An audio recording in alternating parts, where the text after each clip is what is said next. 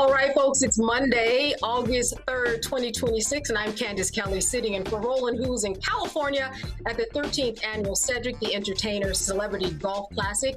Here's what's coming up on Roland Martin Unfiltered, streaming live on the Black Star Network. It is Moral Monday. Faith leaders and activists are arrested this morning after a demonstration inside the Hart Senate Office Building. The group wanted to meet with Senate Majority John Thune, but he refused to hear their opposition to voter suppression outlined in the so-called Save America Act. There's a rally happening right now to kick off the 100 Days of Mobilization and 1,000 marches to the polls in every state. We'll take you there live. Also, a Black South Carolina teen caught in the crossfire between a suspect and a Myrtle Beach police officer during a 2025 shootout is suing for her injuries. And as folks are getting ready to head back to school, we'll talk to an expert about what is the best option, trade school or a four-year college.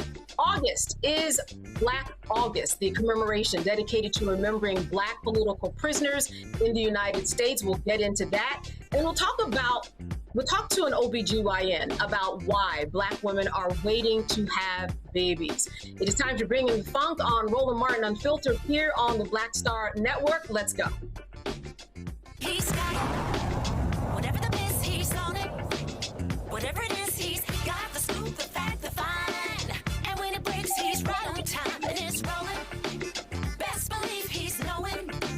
Putting it down from sports to news to politics. With entertainment just for kicks, he's rolling. It's on go, roll, y'all. It's Roland Martin. All right. Rolling with Roland now. He's funky, he's fresh, he's real, the best. You know he's Roland Martin now.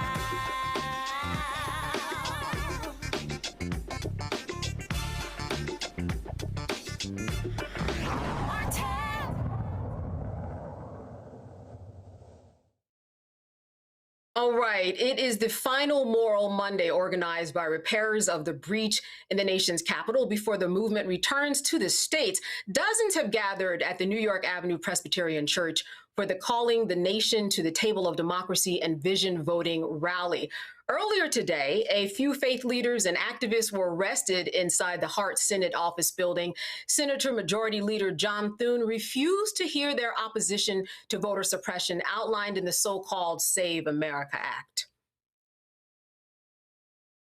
Today is the launch of the 100 Days, 1,000 marches to the polls across the United States ahead of November's election day. The goal is to mobilize 5 million low-wage voters and at least 1 million Black men, particularly in the South, in the battlegrounds.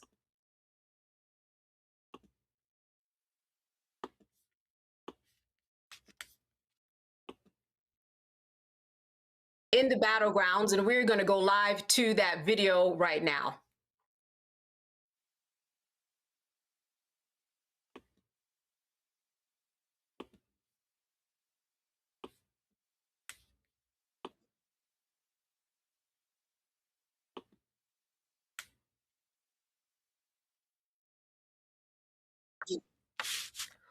All right. Well, at this time, I think that we are going to go to our panel right now. I want to introduce them right now. I am joined right now by Dr. Omekongo Dibinga. He is the author and lecturer at the School of International Service at American University. I'm also joined by A. Scott Bolden. He is an attorney with News Nation and a political contributor. And Jolanda Jones, she's a Texas state representative and lawyer. Thank you all for being with us today. We're going to get that sound going soon, and we're going to go live. Let me go to you, Dr. Dibinga, first of all, in terms of your feedback about something like this needing to happening. What is the necessity? And the goal is a very large goal, but definitely something that is needed. Look, we need to continue to push and fight for what we desire to happen in this country. You know, I'm reading a post right now. I think Roland posted it, and several other people have posted it, showing that the attack on voting rights and the attack on all of our equality and all of the challenges we're having is actually pushing more Black voters in the South, you know, to get out and vote. It's kind of having the opposite effect than, what the Republicans were expecting.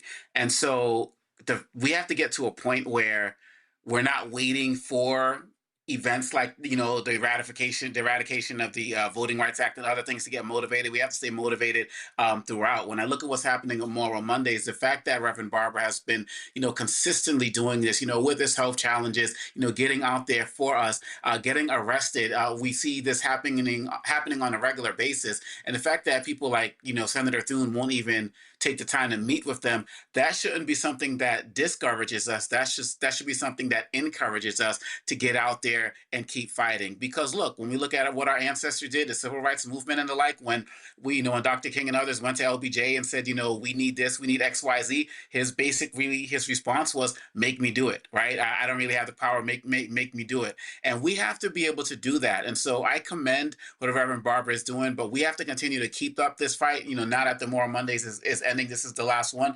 We have to continue this fight going into the midterms. We cannot stop right now. And regardless, if they don't want to meet with us this way, they're going to meet us another way when we win the midterms. Thank you for that response. Listen, we're going to go live. There are a few technical issues there, but let's go live to the rally right now.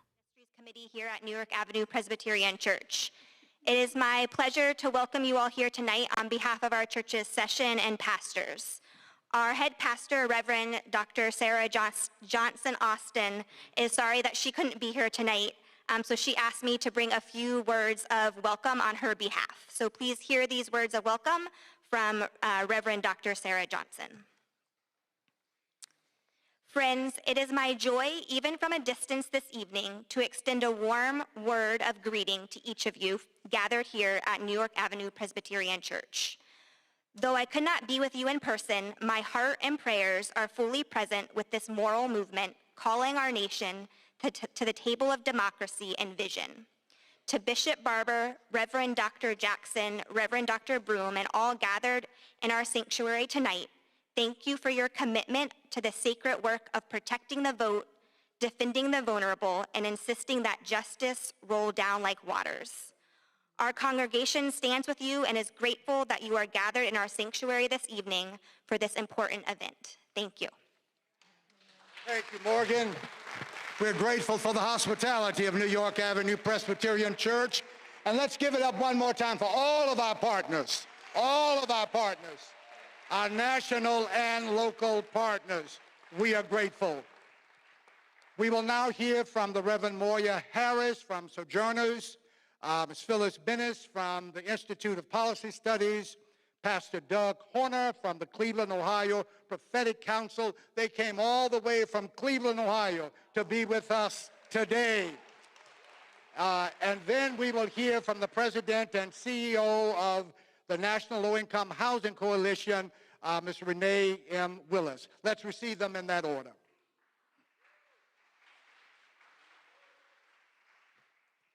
Good evening. I am Reverend Moya Harris, Senior Director of Programs at Sojourners. We gather here tonight because the vote is a moral testimony. It tells the truth about who counts, who belongs, and who is recognized as fully human in this nation.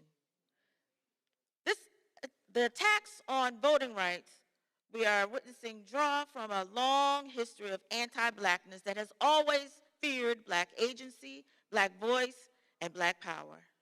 And that same logic of fear and control targets immigrants and refugees and women and queer folk and children and elders and disabled and neurodivergent people. And now in this very week, as we just heard, there are senators that are hell-bent on pushing through the so-called SAVE Act, legislation that would strip millions of people of their ballots, cast doubt on their citizenship, and weaponize fear to take away votes that have already been earned and protected. This isn't abstract. This is happening now. And it is aimed at shrinking the electorate and silencing our communities. What we are facing is the fruit of an ideology shaped in a particular theology, amplified by Christian nationalism that wants political power to rest in the hands of a narrow, worthy few. The Reverend William Augustus Jones taught that theology forms anthropology. What we believe about God shapes what we believe about people. And what we believe about people orders our common life, how we structure society, how we perceive difference, and what we claim as truth, and who we understand ourselves to be. So if your theology cannot see the image of God in Black lives, in immigrant lives, in women's lives, in disabled bodies, in neurodivergent minds, if it refuses to honor people who stand at multiple margins, you will build systems that deny votes. They will deny care, deny safety, and then call that denial order. So when access to the ballot is restricted, when polling places disappear, when voters are intimidated, when communities are targeted and silenced, and when laws like the SAVE Act are rushed through to erase millions of votes, we are seeing that theology made visible. A theology that narrows the image of God, treats domination as order, and leans on fear while balancing exclusion, by blessing exclusion. Maria Stewart stood in a nation that shouted liberty while denying it to her people. And she refused to sit quietly and die. She stared down a country that could quote scripture and the founders, yet would not extend those promises to Black lives. Her witness is still asking us, will we allow this nation to keep performing freedom while denying it at the polls? To Black voters, poor voters, and immigrants, there is yet another tradition that we draw from, a tradition of grace and of love. It presses us to build a world where justice is lived and felt. So today, we demand that love demands justice. Democracy at its best is an expression of our responsibility to one another, especially to those the system would rather disappear. So today, we stand in the spirit of Maria Stewart, and today we will not be moved because our votes will be counted. Amen. Thank you, Maria. This is what it takes when we talk about 2026. We are talking about text messaging, grassroots phone banking, peer-to-peer, anything in terms of just making sure that people are digitally getting a response. But in terms of what is going on and the number of folks who have not been voting in these past important elections, this is what it takes. It takes something like this of massive, epic proportions so that people see that the numbers are there, and that helps people to understand the importance of it.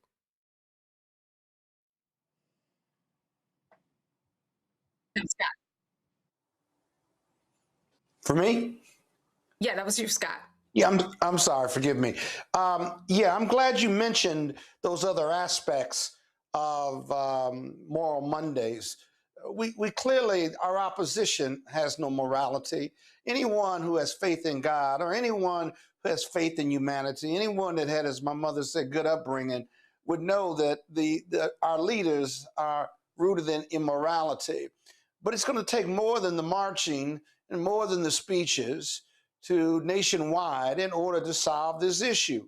We're in this situation because of the lack of commitment to our own voting, regardless of the Voting Rights Act, Section 2 and Section 5 that have been gutted by the Supreme Court. We are in this position because we haven't convinced millions of Black voters and brown voters and gay voters and women voters to vote for a democratic agenda for fairness and equity and justice. And so my real question, not rhetorical, is what else you got, if you will? I understand Moral Mondays. How do you measure your success the day before 2026 voted in November? How do you measure your success in 2028 so that at the end of the voting day on both of those dates, right, you have a good sense that you have mobilized millions of voters, they have voted for a democratic agenda and democratic candidates, and how we were able to get it done? Because if you do it in 2026, you're going to have to do it in 2028. So I've always thought that it's more than marching. Political science is a science, right? You count your votes, and then you get them to the polls. That takes money, that takes a message, and it takes a belief that we're going to be successful in this regard. I hope that we are. Representative Jones, what's your answer to that? Because certainly you have your pedal to the metal on all of this. You are certainly close to understanding what is really going on with voters as a representative yourself. What is your answer to Scott's question in terms of, do we need more, and how do we even know if something like this is working? Yeah. We need You're more on mute. tomorrow Monday, right? Oh, I'm sorry. Mine hear you doesn't now. say I'm on mute. Okay, because mine doesn't say mute. Okay, so I absolutely agree with Scott that we need more than more on Mondays. And I respectfully submit to you that telling struggling people that you need to go vote, the Voting Rights Act is being gutted and blah, blah, blah. That's what it sounds like to them, blah, blah, blah, right? What the Democrats need to do is to go and listen to people. I literally was on a panel this weekend, and the panel was talking to some formerly incarcerated people who literally one had gotten shot like 3 months ago. Do you think the person who just got shot can't find a job is worried about the Voting Rights Act? No, they're trying to figure out how they're going to get a job, stay alive, and things like that. So I think that the Democrats need to meet people where they are and stop talking to people and listening to people. And I talked about this when I spoke at the Texas Democratic Convention, when I said the road to blue goes through black. And we heard one of the speakers talking about, the anti-black discrimination. But I just had a town hall titled The Road to Blue Goes Through Black, where black people got to literally tell the Democratic Party how they failed them and what the Democrats need to do to inspire them. So we need to stop believing that we're inspiring people to vote by chastising them and telling them how dumb they are for not voting. And we need to listen to them tell us what it's going to take for them to believe voting is worth it. I believe that's the key, and I think we're doing it backwards. I think we're doing it from the top to the bottom rather than the bottom to the top. And certainly, Representative, as you said, more meetings where people can actually voice their concerns. That always helps. All right, folks, we're going to go to a break right now. You're watching Roland Martin Unfiltered here on the Black Star Network. Stay with us. All right, folks, let me get personal for a second. My mom had questions about her Medicare, so she called Chapter, a Medicare advisory company, and she texted me right after saying it's a great benefit. That was easy. fine. A real person walked her through the whole thing, and now she understands better what's going on. But it's not just her. A woman in Yonkers wrote in saying the process was so simple, the enrollment was easy, and she was so glad she called. Then there's Marilyn, 90 years old, in Florida, living on Social Security. Her premium climbed every single year north of $400 a month for coverage she could barely afford anymore. So what does she do? She called Chapter. They found her the same top-tier coverage for hundreds of dollars less. 90 years old, and finally somebody in her corner. I hear stories like that again and again from our community. The Medicare system was not built to work for you. Too much fine print, too many plans. Yet Chapter's advisors are independent and honest, the only Medicare advisors that compare every plan nationwide. They're focused on one thing, what actually works for you. If you're already in the right plan, they'll tell you. No games. And people who switched with Chapter saved an average of $1,100 a year. All it takes is 20 minutes. You talk to a real person, and it's completely free help. So call Chapter at 724-264-8281, 724-264-8281. That's Chapter. Let me ask you a question. Why do so many people seem to think they know black men so well? What they think we want, what they think we need. Hell, they even tried to tell us why and how we voted, but never had a conversation with us. Never asked us how we felt, what brings us joy, what makes us angry, what makes us scared. How do we live? That's what this show is about. No translation, because we don't need anybody speaking for us. We can speak for ourselves. This will be a show where we bring brothers on that you don't see on every other talk show. Nope. Brothers that are doing work in local communities with black men for black communities. We're going to hear each other and try to understand so perhaps we can move forward together. No translation, because we don't need anybody speaking for us. Nope. What we need is each other. No translation, right here on the Black Star Network. Check it out.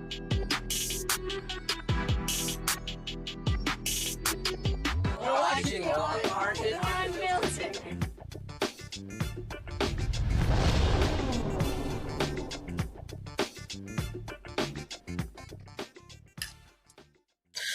right, Democratic lawmakers returned to Annapolis for a 3-day special session to discuss redrawing congressional district maps that would eliminate the state's only Republican congressional district. The session directly addresses House Bill 2100, a proposed constitutional amendment intended to change the state's governance, which would allow lawmakers to draw federal congressional district maps. During this year's regular legislative period, Governor Wes Moore proposed that the Republican district be redrawn, creating a Democratic 8-0 map. It did not pass due to possible accusations of illegal gerrymandering. Governor Moore spoke during today's session, saying the only reason they are here is because of the Trump administration. We're here, frankly, in a way that none of us want to be here. None of us want to be back here for a special session, and I want to be clear that the reason that we are here is because Donald Trump has forced us back. That we're here because, as we have said for months now, we are watching this incredibly creative and cruel way that the federal government is now coming after our elections. We have seen how, for months, we've watched how the Trump-Vance administration has tried to come up with creative ways in broad daylight to be able to alter and curb our election process. And we in Maryland cannot and will not let that happen. We've seen how the federal government has moved to attempt to put federal agents around ballot boxes. We've seen how the federal government has attempted to eliminate mail-in balloting. We have seen how the federal government has told Republican states they should admit decade redistricting, but told Democratic states to sit on our hands. We have seen how the Voting Rights Act has fallen, which we predicted would happen at the start of this year. And so we're back now to be able to ensure that our elections should be in the hands of the people of Maryland. They should have the final say. Not Donald Trump, not political parties or political bosses. The people of Maryland should have the final say as to what our elections are and how our elections go. Dr. Dubinga, for those people who don't understand what a big deal this is for this evening to be happening, and then perhaps on the other side maybe get to an 8-0, right, Democratic representative status, how would you explain it? Well, first of all, I'm very proud of, to call him my governor, being a Maryland resident. And, originally there was some hesitancy about whether this will work. People will talk about the legality of it.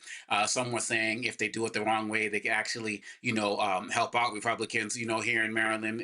But Yes. at the end of the day, in Maryland, the voters want to see our leaders do something. They don't want to see the rest of the country passing us by with Trump's what we consider to be illegal activities, but at the very least they're shady, right? And so in the beginning, people weren't sure if Westmore was going to really work this way, but we don't have a choice right now because the Republicans are not going to stop. And so every state needs to do what it can across the country. Some Democratic states have shot themselves in the foot because they came up with legislation to prevent these types of redistricting, but these red states, they didn't care. They kept doing it. So, if our back's against the wall in these blue states, this is something that needs to be done. And so I feel like if this can happen, when we see what's happening, I feel like the Democrats are still going to take it as it relates to the midterms, but it's going to be fewer seats because of the redistricting efforts that have been happening in other places across the country. So Maryland is stepping up to see what's possible and doing its part, and I'm with it 100%. Listen, on the other side, Republican State Senate Majority Leader Steve Hershey contradicted what Governor Moore said. He blames partisan gerrymandering. Because it's go time. Showtime. To this, I guess, extraordinary circumstances that we're all here today in this special session to take up partisan gerrymandering. Because that's why we're here right now. Governor Moore has called this special session in order to bow to the wills of Hakeem Jeffries and Chuck Schumer and make sure that Maryland, the congressional delegation, will only have 0 Republican members and 8 Democrat members. A vote on this new map is not going to happen until Wednesday. If approved, it will not take effect until the 2028 election. Scott, I want to go to you. This is certainly something that is not surprising that everybody would be on opposing sides, Republicans and Democrats, and looking at this and calling this gerrymandering. But what say you about the Republicans, sounding like the Democrats often and for once? No, they're not. They sounded like hypocrites. The height of hypocrisy and the depth of arrogance, as far as I'm concerned, because look at who started who started the stuff. The Republicans did. They said we're going to redistrict before the 10 years is up because we want to maintain the House that we're going to lose if we don't. And if we lose the House, they're going to impeach Donald Trump and all the Republicans' policies that have hurt America across the board, immigration, the Iran war, oil and gas prices, inflation, gas prices and food prices and what have you, the killing of Americans over immigration. And notwithstanding how unpopular this president is, this president, right, is bearing down. He's doubling down. And so when they started this redistricting argument, their political gangsterism bled into the Democratic gangsterism, finally, that somehow the Democrats didn't want to have this moral authority. They wanted to go a tit for tat. Now, me personally, I think it's a race to the bottom. I don't think either side ought to be doing this gerrymandering, but the Republicans started it. The Democrats have to finish it to protect their political interests. And you need political gangsterism to fight the Republican political gangsters, because that's what we're up to. Doesn't matter who's right or wrong at this point. Morality, quite frankly, politically, doesn't really matter. It's about winning. And that's the only thing this is about, or at least giving yourself the best chance to win. And so Maryland only has one seat to flip, but every seat matters, if you will. And given where the president's numbers are as far as popularity goes, and even those who believe that the country is going in the wrong direction, independents, Democrats, and even some historic Republicans who are not MAGA Republicans, it makes all the sense in the world. We've got to get this country back. And the only way to get this country back is to take it back because the Republicans stole it at so many levels. And so we're going to see this play out. Other blue states need to do it. But remember who started this. The Republicans started this, right? The Democrats have to finish it. So, Representative Jones, an amendment, no small feat to complete or change. What hurdles do you foresee coming that we just haven't discussed here tonight? So I actually think that, so first of all, I'm laughing. The first hurdle I think we got to face is those of us in the Democratic Party who want for us to play fair when they ain't, right? That's a hurdle to protecting democracy. No ifs, no ands, no buts. So I say when they go low, we need to go in the gutter. I didn't stutter when I said that, and I meant it.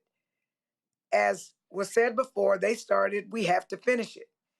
And, this thing about Republicans whining about partisan gerrymandering, I'm sorry, your president literally anointed the Supremes, and the Supremes have said that you actually can partisan gerrymander, which is exactly what they're doing. So Democrats need to stop playing in a world that they think the world should be, and they need to play in a world that is. And if somebody is going to put their throat on your neck, even when you're down, then you need to put them down. It's figuratively speaking, lest anybody say, I'm trying to make anybody be violent. My point is this. I wouldn't care if there's no Republican representation in Maryland. They don't deserve any. They have a president who literally is getting rid of Black representation and Democratic representation across this country. And the red states are doing exactly what he says when he says it. And even those Republicans who have little balls that have dropped, like teenagers or like middle schoolers, the second they do that, he punishes them and they go back and they fall in line. So we need to learn how to fall in line. We need to figure out any way we can to get this stuff done, because we cannot play by rules when our opponents are not playing by rules. So whine all you want, Maryland Republicans, whine all you want, President Trump. You started this, we're going to finish this. When you go low, we going in the gutter, because literally for Black people, our lives are at stake. So let me ask you a practical question. I just want to follow up because as a representative, you understand what it's like to face Republicans, having to talk to them, having to massage egos to get people to be on the same page. What ideally is the way that people actually go about getting on the same page? And again, I'm asking you this because you are a state representative and understand what it's like down on the ground in the war zone, face to face. How do you actually get that to happen, or are we at a dead end here? So first of all, I think that you are asking me a question based and founded in a world that's fair. I speak to Republicans who actually, like me, can't vote for my bills because it will get them primaried. So they'll be like, Joe, that's a great bill, but I got to vote against it. So why are we talking about being on the same page with people who are terrified to be on the same page, even if that page is right, because they're more fearful of the consequences that Donald Trump is going to put on them? So I believe it is unrealistic to demand that we as Democrats try to get on the same page with Republicans when the head of the snake is Donald Trump and he doesn't respect us. So we're not going to be on the same page, at least not legislatively. They may whisper in my ear and they may sneak and call me and say, Joe, I like that bill, but I can't do it, and then explain why they can't support a bill that's great for Texas. So the one thing I've learned for these years that I've been on this earth is the only person that I can control is me. I can make myself be on the same page as somebody, but do I want to be on a page that literally wants to disappear Black people and kill off our rights and, in many instances, our lives? I'm never going to be on that page. And I shouldn't be forced to pander or get rid of my foundational beliefs in order to agree with Republicans who are terrified of their leader and who are trying to destroy us. So I just don't think it's a fair question. And I will say to you, I ain't going to be on the same page with somebody that's trying to destroy my constituents. And so it's not going to happen. It's unrealistic. What I am going to do is I'm going to fight for my constituents. And whatever they give me, I'm giving them back 10 times. And as a person who fled the state of Texas to stop racist redistricting and to sound an alarm across the country, I know what they do. They stick the FBI on us. They sicked the police on elected officials. And they fined us almost $8,400 because we were standing up for the rights that our constituents demanded that we stand up for. And we were fined. And if we didn't pay it, then they threatened to defund our offices. So be on the same page with them people. Why? How? That's just dumb. All right, you are watching Roland Martin Unfiltered here on the Black Star Network. We're going to take a little break. We'll see you on the other side. All right, folks, let me get personal for a second. My mom had questions about her Medicare, so she called Chapter, a Medicare advisory company, and she texted me right after saying it's a great benefit. It was easy. A real person walked her through the whole thing, and now she understands better what's going on. But it's not just her. A woman in Yonkers wrote in saying the process was so simple, the enrollment was easy, and she was so glad she called. Then there's Marilyn, 90 years old, in Florida, living on Social Security. Her premium climbed every single year north of $400 a month for coverage she could barely afford anymore. So what does she do? She called Chapter. They found her the same top-tier coverage for hundreds of dollars less. 90 years old, and finally somebody in her corner. I hear stories like that again and again from our community. The Medicare system was not built to work for you. Too much fine print, too many plans. Yet Chapter's advisors are independent and honest, the only Medicare advisors that compare every plan nationwide. They're focused on one thing, what actually works for you. If you're already in the right plan, they'll tell you. No games. And people who switched with Chapter saved an average of $1,100 a year. All it takes is 20 minutes. You talk to a real person, and it's completely free help. So call Chapter at 724-264-8281, 724-264-8281. That's Chapter. Let me ask you a question. Why do so many people seem to think they know black men so well? What they think we want, what they think we need. Hell, they even tried to tell us why and how we voted, but never had a conversation with us. Never asked us how we felt, what brings us joy, what makes us angry, what makes us scared. How do we live? That's what this show is about. No translation, because we don't need anybody speaking for us. We can speak for ourselves. This will be a show where we bring brothers on that you don't see on every other talk show. Nope. Brothers that are doing work in local communities with black men for black communities. We're going to hear each other and try to understand so perhaps we can move forward together. No translation, because we don't need anybody speaking for us. Nope. What we need is each other. No translation, right here on the Black Star Network. Check it out. Hey, this is Motown recording artist Kim. You are watching Roland Martin Unfiltered. That boy, he always unfiltered though. I ain't never known him to be filtered. Is there another way to experience Roland Martin than to be unfiltered? Of course he's unfiltered. Would you expect anything less? Watch what happens next.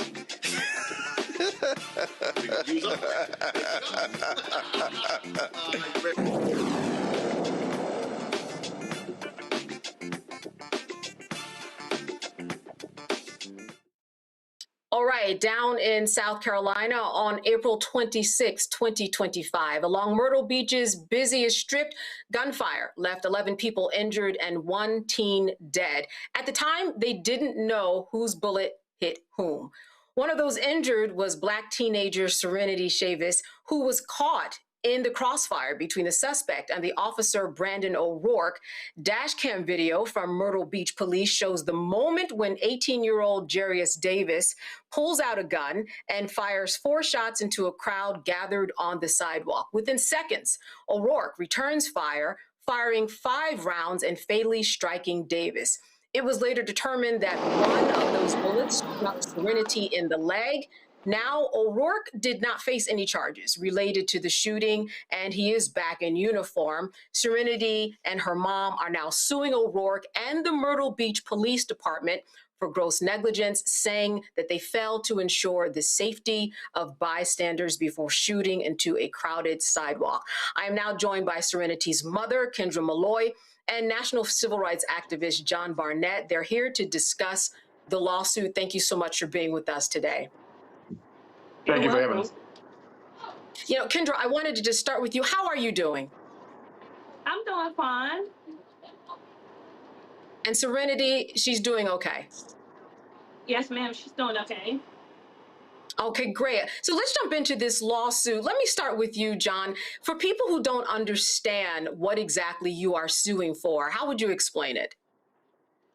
Well, the attorney that's representing, I'm actually the activist, and I pretty much took Kendra and 2 other victims to my lawyer's office and or connect them with my lawyer's office. From there, you know, Myrtle Beach was just really trying to say that we didn't do anything wrong. So they literally saying that a young man who had a problem with 2 other black males, he's a black male as well, started shooting. The one teen started shooting at 2 or 3 other guys.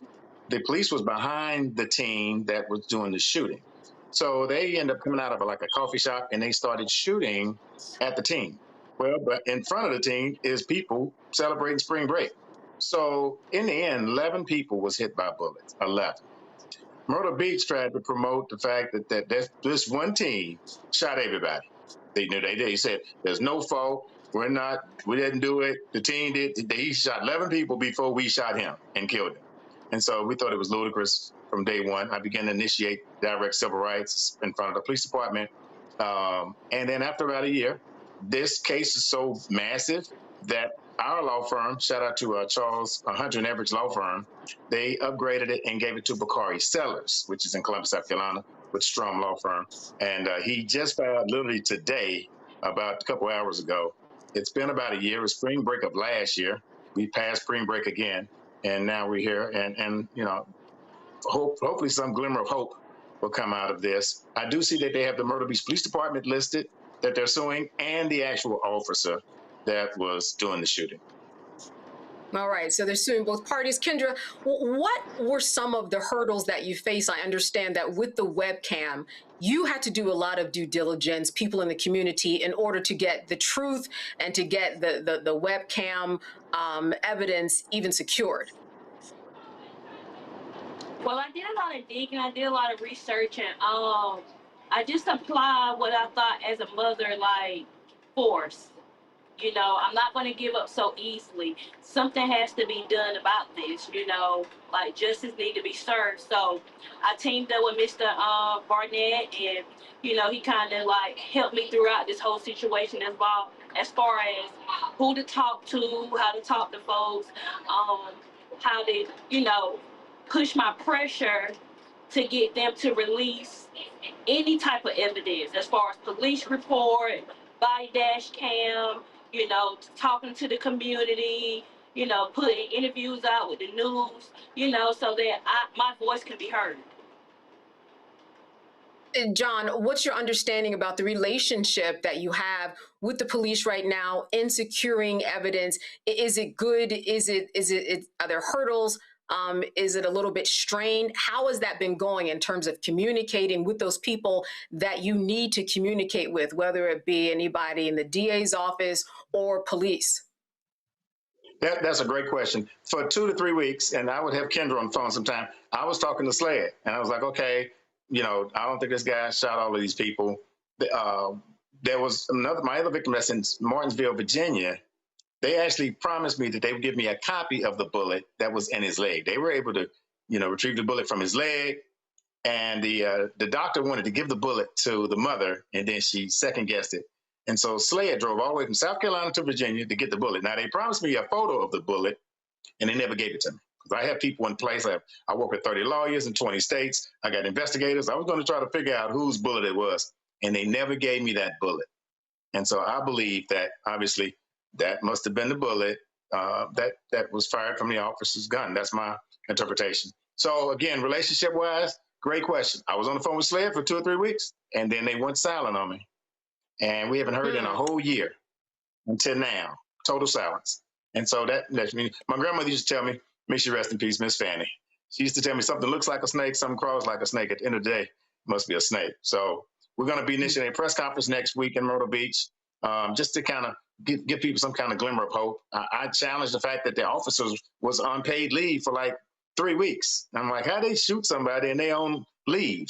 So after my press conference in front of the police department, they literally went back to work Monday morning. I even asked for counselors, you know, looking at 11 people that was shot. Some didn't even come forward. They just went to the hospital, healed their wounds, and left.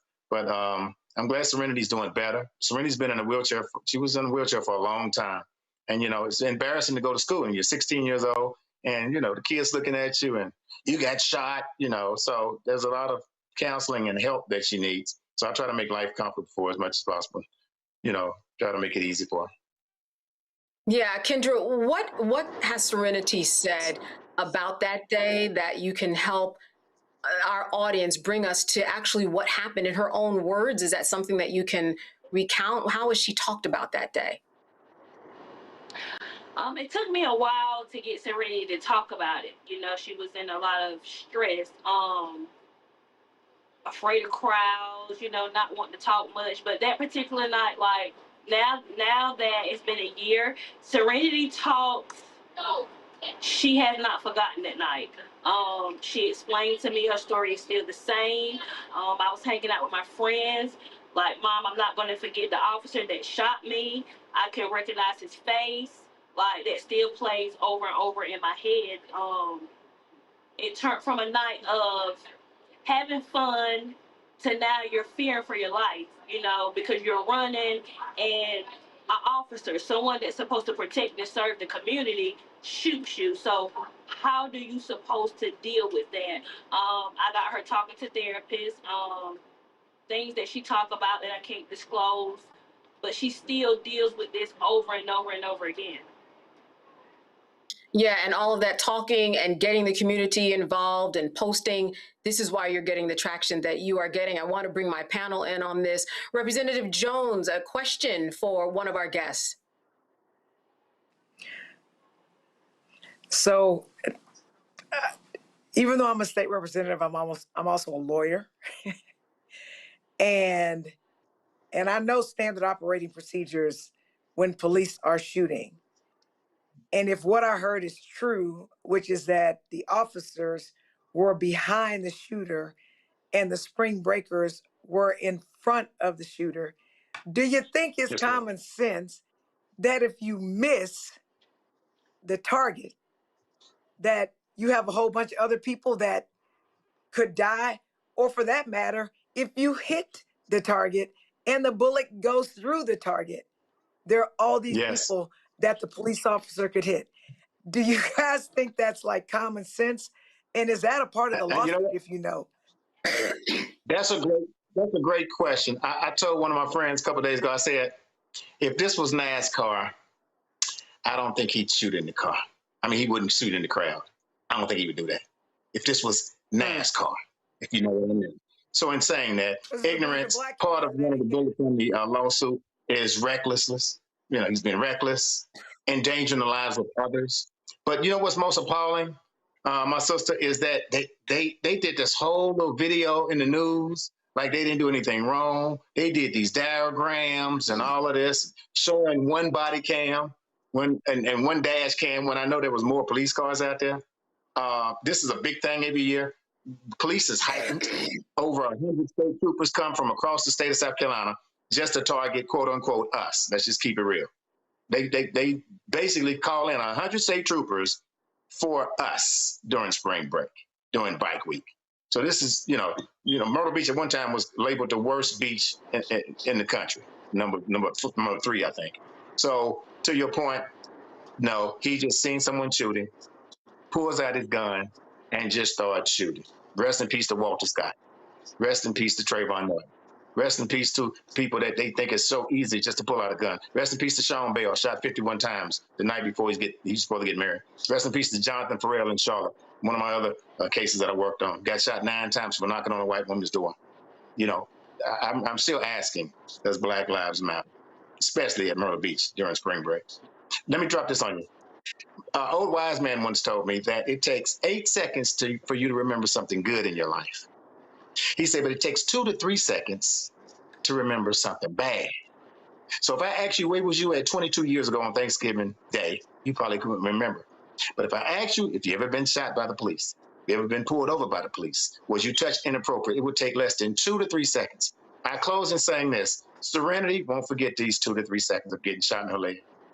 And what's interesting is I think the guy tried to flirt with her prior to. So the same guy that I think maybe exchanged a number, and Kendra can correct me, this was the same one that she was trying to help stay alive. My 13-year-old client that was shot not only in the arm, but in the leg, he will not forget those 2 seconds, ever. Scott, question for one of our panelists. Yeah, Scott Bolden here. As a former state and federal prosecutor and someone who's investigated these cases and have gone over video after video with Roland Martin on this show over the last 7 or 8 years, let me just say this. I get what you're saying about the police and the recklessness and the negligence, and you certainly have what we call a cognizable claim. Bakari Sellers is a good Morehouse man. I'm a good Morehouse man. But my question is this, right? Because what the police are going to say is, 1, they didn't do anything wrong, and 2, there was a shooter. They didn't start shooting, but they were shooting for the shooter who ran into the crowd or ran away with the crowd. And their training tells them that if there's a potential loss of life or limb and someone's usually using deadly force against another individual, they're free to fire. Now, it gets tough because there's a juxtaposition there, right? You can't be reckless about it, but you can't shoot into a crowd going after a bad actor, okay? So I think this is a little different, if you will. And so my question is, I'll give you a chance to respond, because that's what the government's argument's going to be when this case goes to trial or goes through the process. That would you prefer that I not shoot because that shooter was going to potentially harm other people? And so if we shot some people in the process, I have absolute immunity or I have limited immunity as a law enforcement officer to protect the public. What's your response to their argument? Because I guarantee you that's going to be their argument. Yeah, and you're exactly right. Absolute great question. And you're exactly right. I don't have a problem with the officers trying to protect the community. I helped Michael Tinsley in Charlotte, North Carolina. I assisted him in winning $1 million when he was fired by the police. My relationship with the police is bittersweet, but I will tell you this. What I do got a problem with is them lying, saying we didn't do anything wrong. But Corey Sellers, with his experience, shout out to you and all of my brothers at Morehouse, I'm sure he would not be taking this case if he knew that it wasn't, he told Ms. Kendi it was a great case.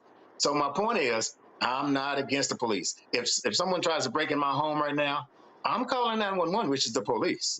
But what I do have a problem with is people lying and lying to us for weeks and telling Kendra and my other client that we didn't do anything wrong. It's the lies that get me. It's the fact that you mean to tell me that the bullet that's in my client's leg in Martinsville, Virginia, when you pulled it out and it was in a freezer bag, and you sled drove from South Carolina, Myrtle Beach, to Virginia to pick up the bullet, and you come back and tell me you're going to give me a picture of the bullet, and you never do, you're lying.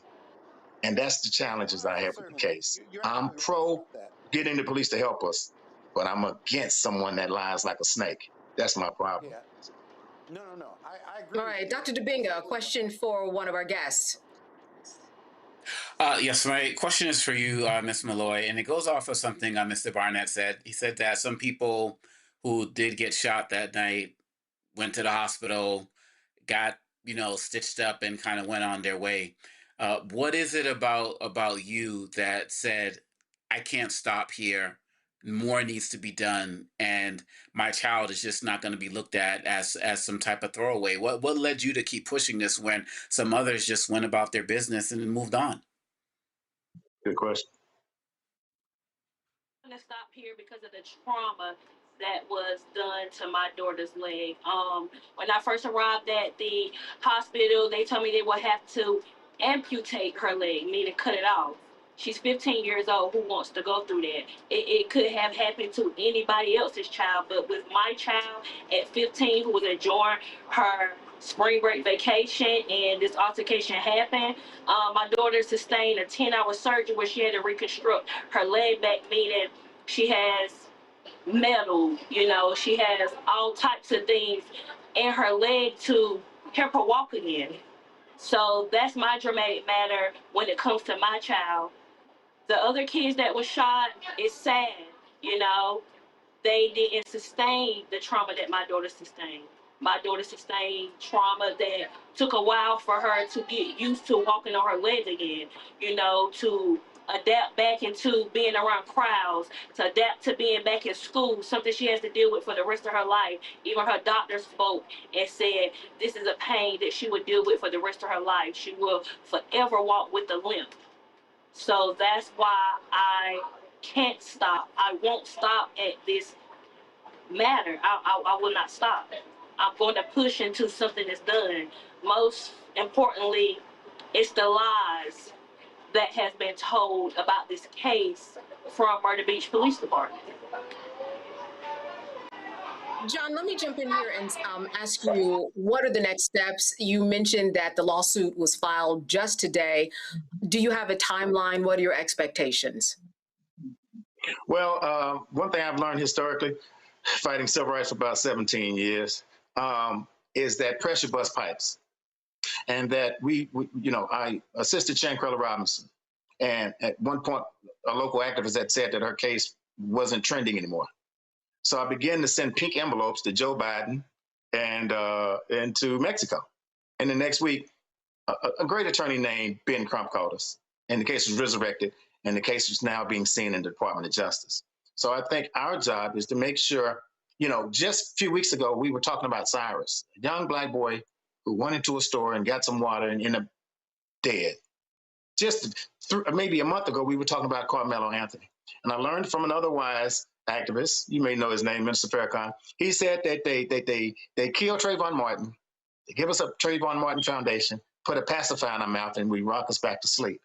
They killed Michael Brown, put a pacifier in our mouth, and rock us back to sleep. Shoot Dr. King in Memphis, give us a national holiday, put a pacifier in our mouth, and rock us back to sleep. my goal in order to get justice, because when I see Serenity, when I seen her in that wheelchair, I've pushed her wheelchair down the streets of Myrtle Beach. I've given her her favorite drink, which is Starbucks. I can't get that out of my head of her saying, I hope I'm gonna be okay. And I won't forget those shots that rang out. So part of my fight is, to your point, is to keep it visible. We almost numb to death. We're numb to police shootings. We're numb to us killing each other. You know, black on black crime is a whole lot higher than the police shooting us. And so in saying that, my goal for Serenity, that's my personal job, my personal commitment. One of the steps in civil rights is to make sure we keep it in the forefront and bring awareness to situations like this, that it won't happen again. I pray it don't happen again. Yeah, and speaking of awareness, Kendra, you talked about how your daughter has gone through counseling, probably is going through it. How has that been going? Because there are many people for different reasons who need to go through counseling, often might turn away from it for one reason or another. But what has been your process, and what's that been like? My process has been long, very devastating. It's not easy. It's not easy at all. I deal with these challenges every day. Serenity could have a good day, then tomorrow Serenity might not come out of the room. You know, she falls in depression. Depression leads to other things. I don't want my child to harm herself or hurt herself because she can't deal with this traumatized night. It hasn't been easy with the therapist. It takes a while to get her to open up, but most of all, she has opened up with the therapist. Things have been a lot better through sessions with Serenity. She still doesn't like loud crowds. She don't like noise. 4th of July, Juneteenth, holidays come along. We can't participate because she's afraid something might happen. You know, things happen everywhere, and I prep talk her on a daily, like, you know, Serenity, it happened to you, so we're going to continue to talk with.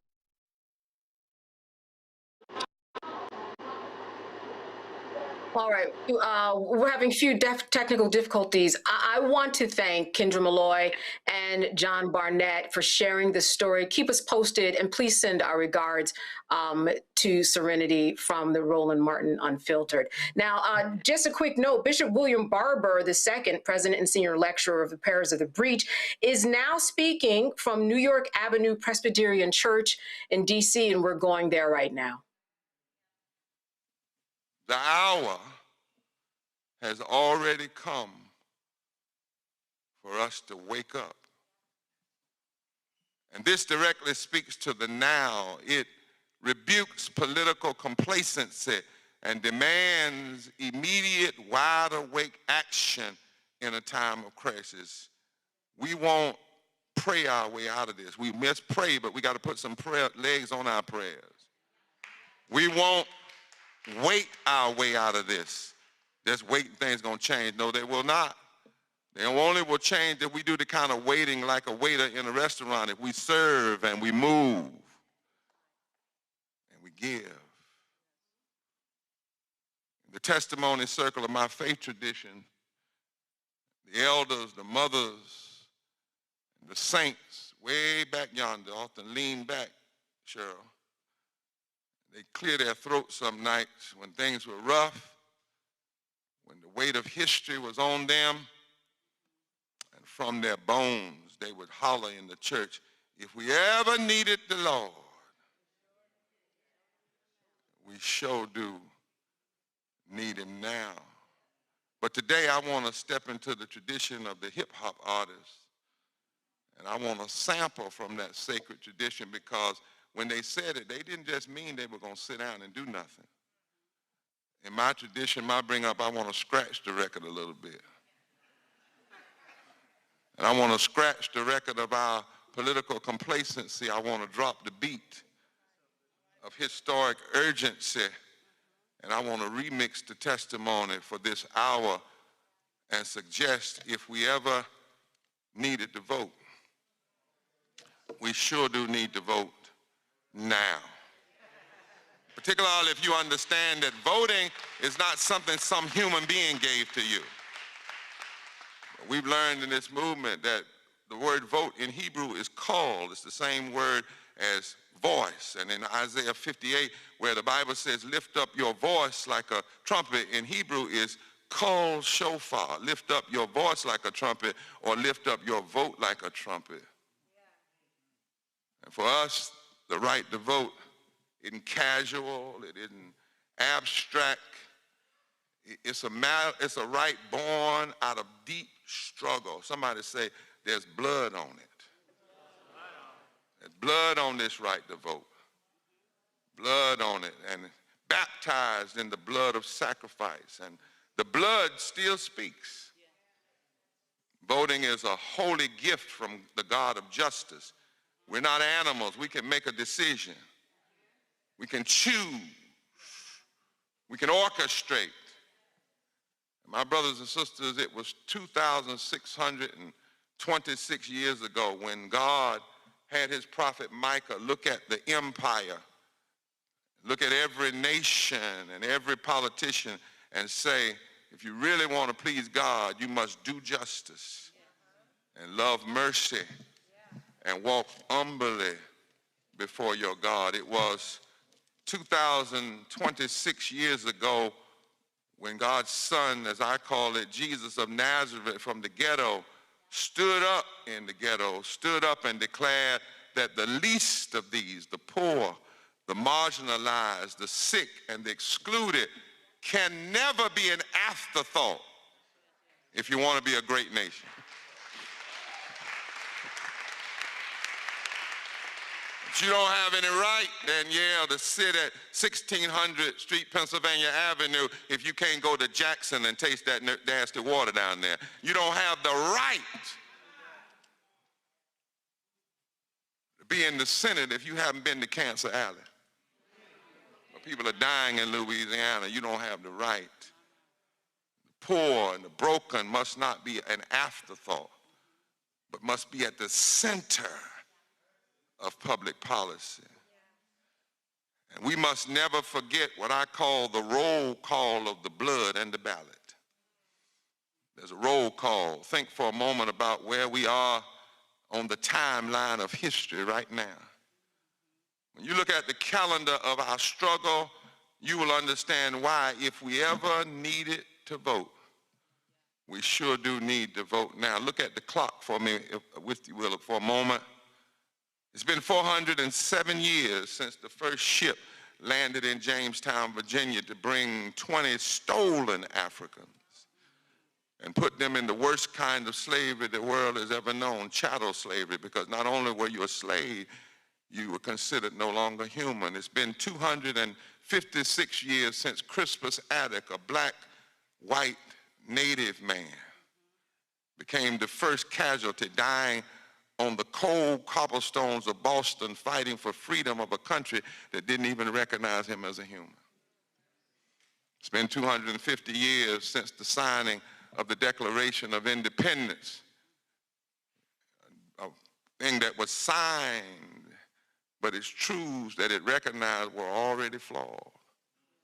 It's been 228 years, 39 years since the United States Constitution was adopted. It's been 239 years since we, with brown skin, were fractionized by the very document that talked about freedom, but instead codified us as 3/5 of a human being. It's been 197 years since Mexico outlawed slavery before America, and 190 years since Texas revolted against Mexico because it outlawed slavery. Texas didn't break from slavery because it wanted freedom. Texas broke from Mexico because it wanted slavery. It's been 177 years since Harriet Tubman broke her chains, escaped slavery, went back into the dark night to lead others to freedom. It's been 174 years since Frederick Douglass stood up in Rochester, New York, and told this nation that its 4th of July celebrations were nothing but fraud, bombast, and hypocrisy.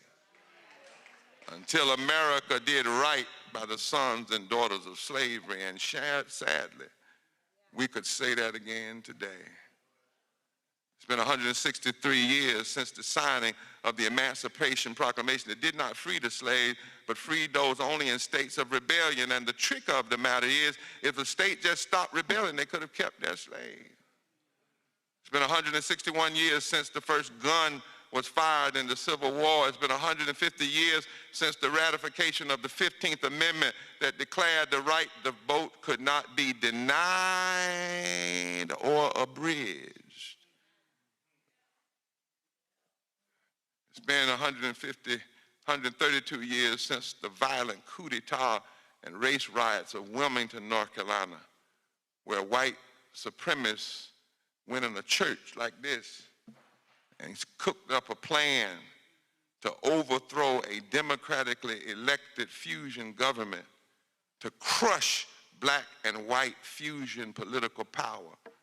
Some of what you're seeing today is not new. It's the vomit of what was already here in this nation's history. It's been 122 years since the riots in Springfield, Illinois. It's been 82 years since Smith versus Allwright legally opened up primary elections for black people. It's been 82 years since Primus King tried to vote in Georgia and was violently turned away by men outside of the voting place with guns. But we've seen that recently.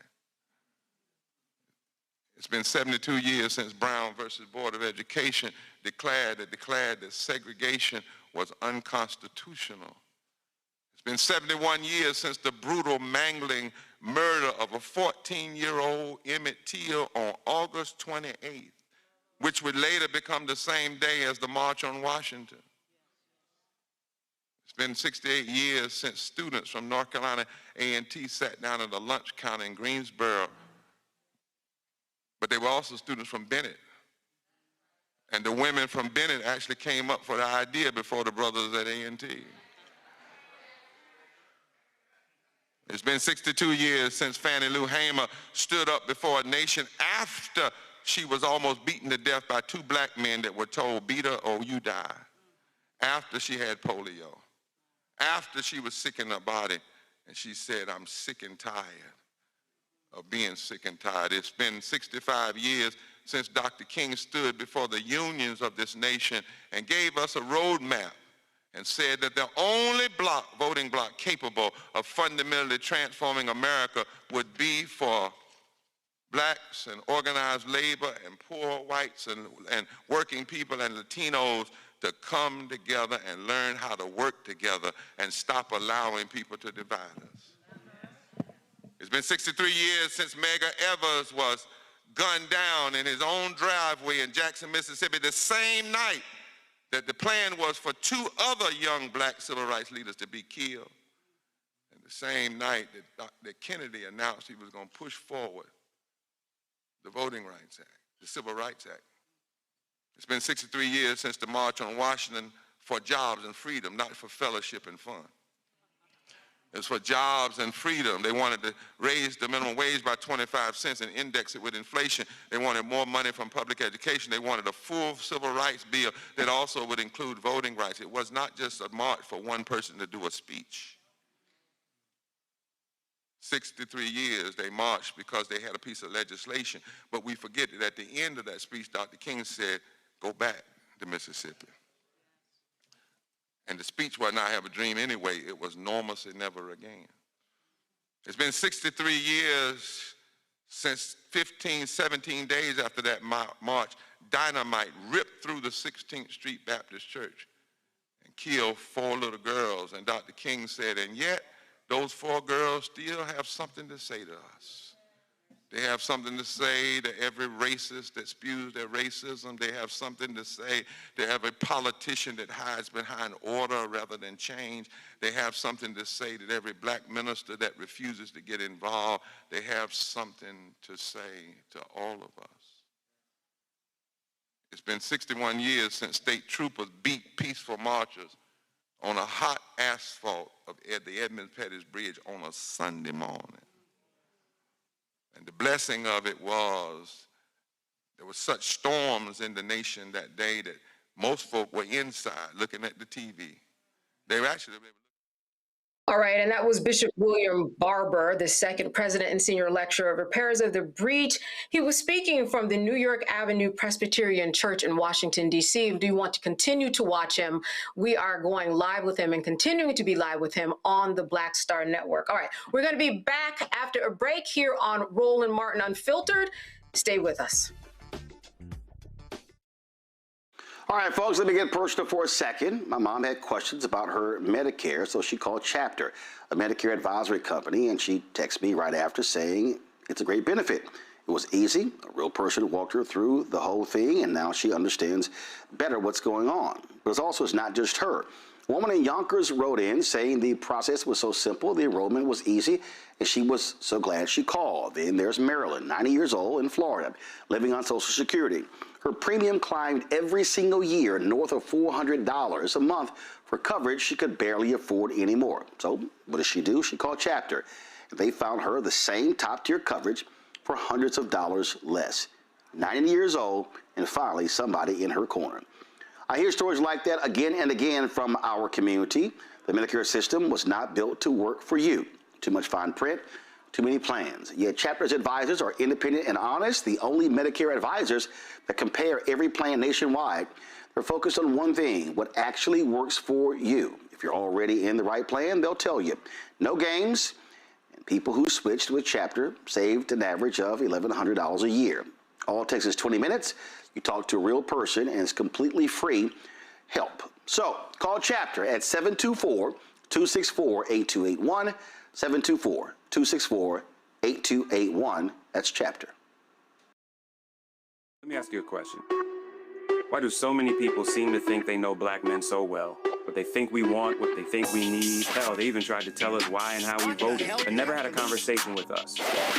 Never asked us how we felt. What brings us joy? What makes us angry? What makes us scared? How do we live? That's what this show is about. No translation, because we don't need anybody speaking for us. We can speak for ourselves. This will be a show where we bring brothers on that you don't see on every other talk show. Nope. Brothers that are doing work in local communities with black men for black communities. We're going to hear each other and try to understand so perhaps we can move forward together. No translation, because we don't need anybody speaking for us. Nope. What we need is each other. No translation, right here on the Black Star Network. Check it out. Hello, I'm Paula J. Parker. Truly proud on the Proud Family. I am Tommy Davidson. I play Oscar on Proud Family, Louder and Proud. Hi, I'm Jo Marie Payton, voice of Sugar Mama on Disney's Louder and Prouder, Disney Plus. And I'm with Roland Martin on Unfiltered.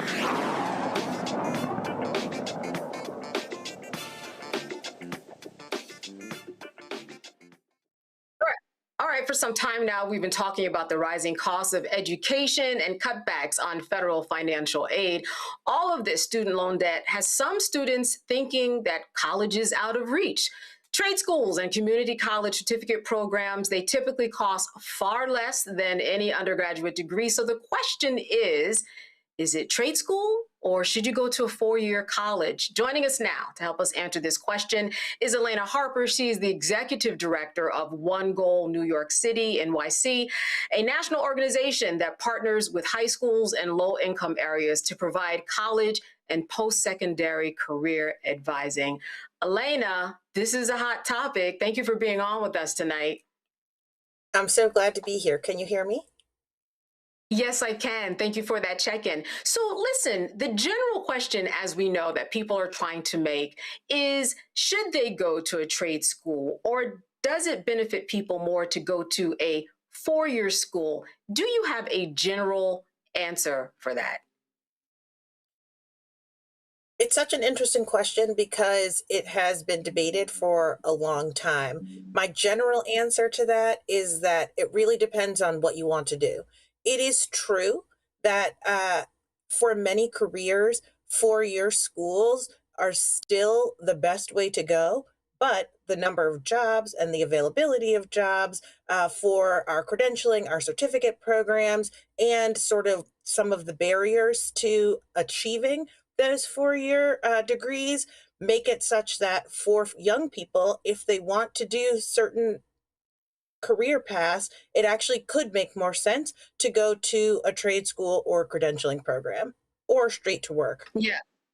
Or straight to work. I know that every time, someone fixed my washer the other week, and, people need carpenters. I hear about people and the money that they pay for someone to come out and do lighting. I know at that time, in those times, I'm always thinking, you know what?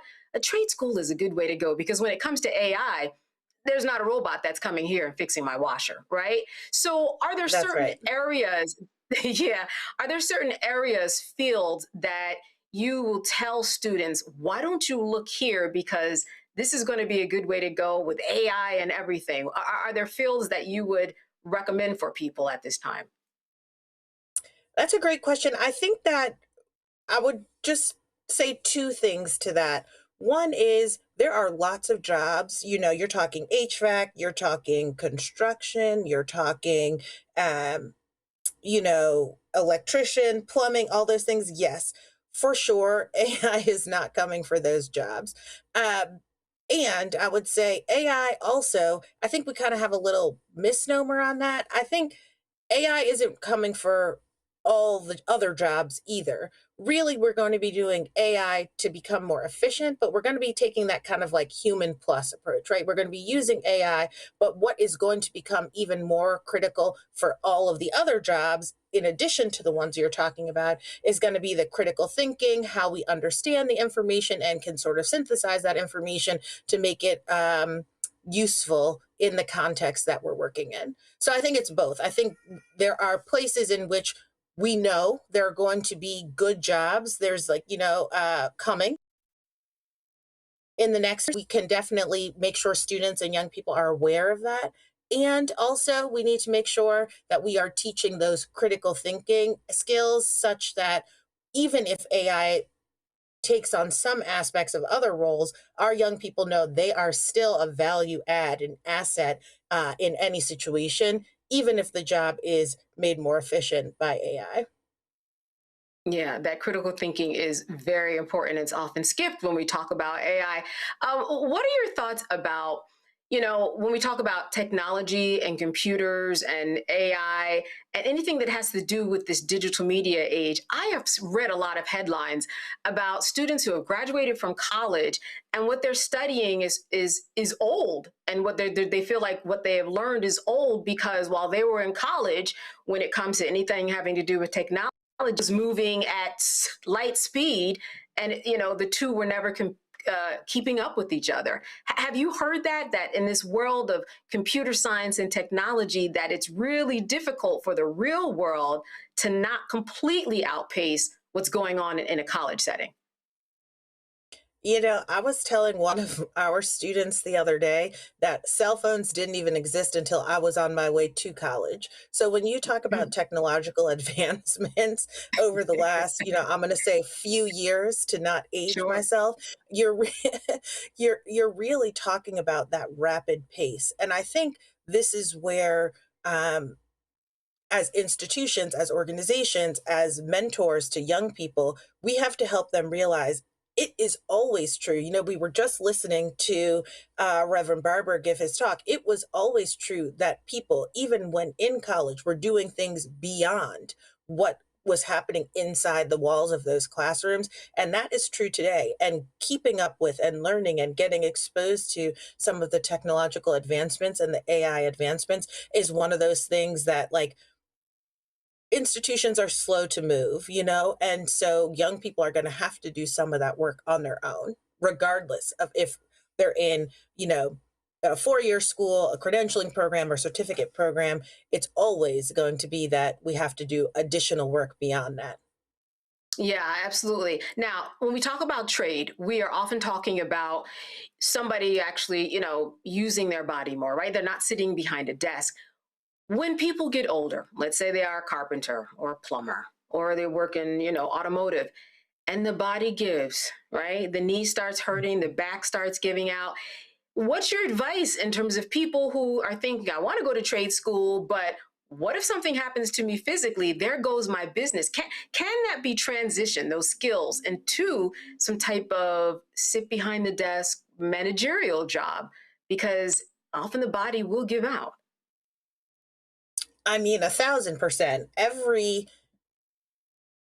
Every pathway, that's what we call it at One Goal, every pathway has potential for making it such that you are not doing the same type of work, forever. I would say you could be sitting behind a desk and the body gives out, and it is even more true. It is even more true in some of our trade industries. And I think there are a couple of things there. One thing that we are really focused on at One Goal is understanding the financial fit and financial implications of the pathway you choose. So as you come out and you are in one of those skilled jobs, what are you doing with your money? Have you thought about saving? Do you know what your goals are? What are you working for and towards? Do you have a purpose in mind and the type of life, a vision for what you want, how you want to live and the life you want to lead? And then are you taking steps along the way to ensure that that is the case?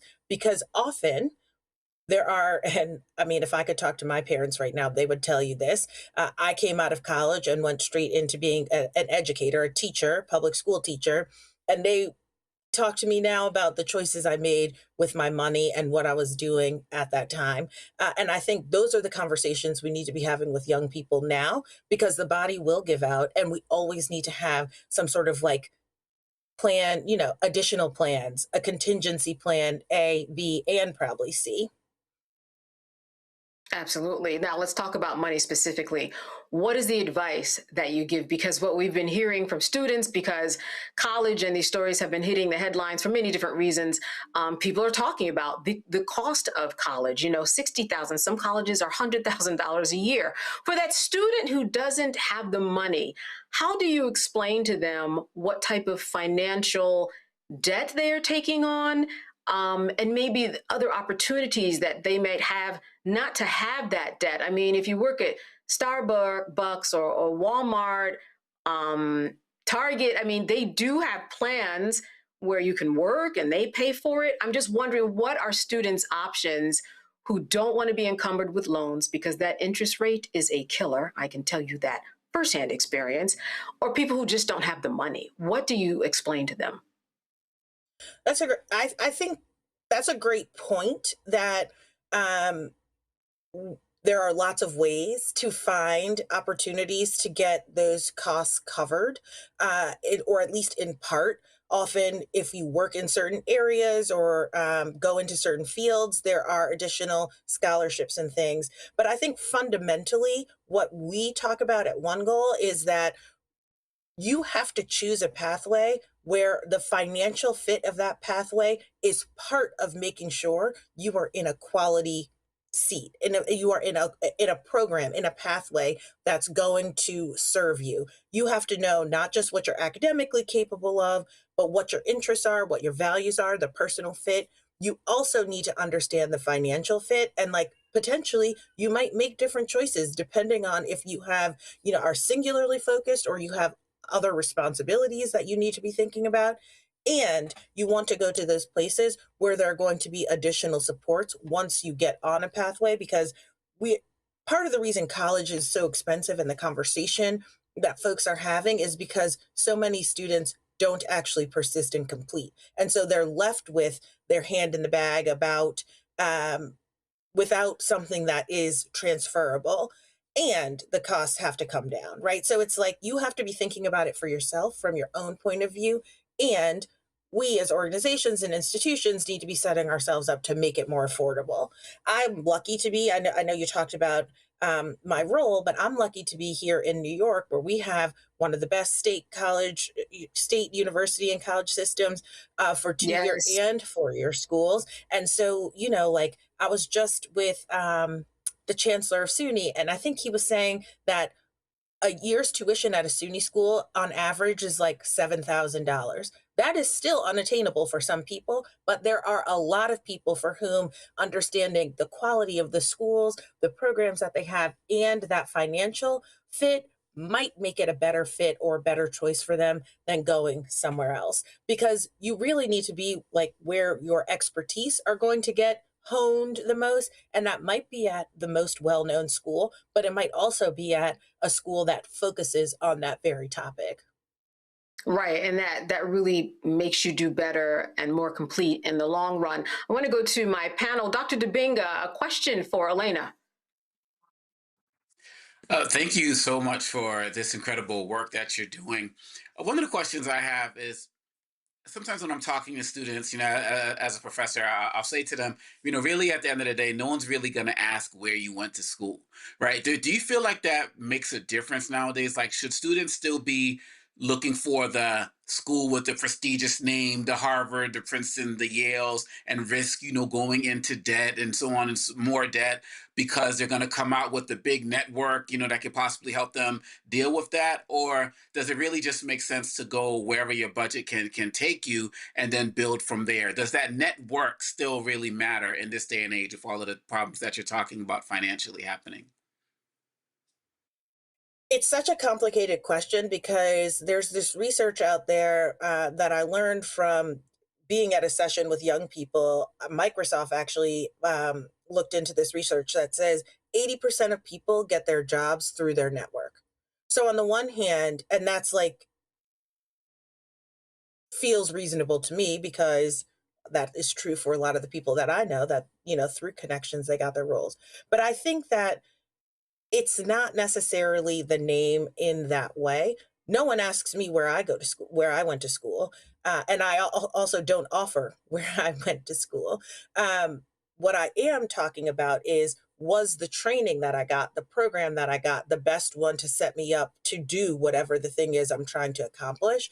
And so I think what I would say to a young person and what I would honestly tell my younger self is that the name actually matters less than if you are sure that what that place does, what that program offers is going to give you the thing that you want.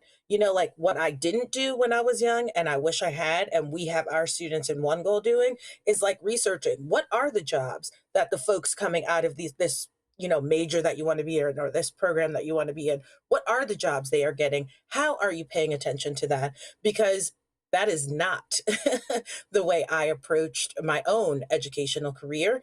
And I think it was a misstep in some ways. Loved my schools, wouldn't complain, but they probably weren't my right fit schools, all of them at that time.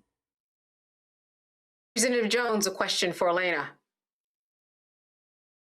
It's funny, Oma Congo sort of stole my question because I was going to say that my son said to me, Mom, has anybody asked you where you went to school? Because I was always on him about making really good grades.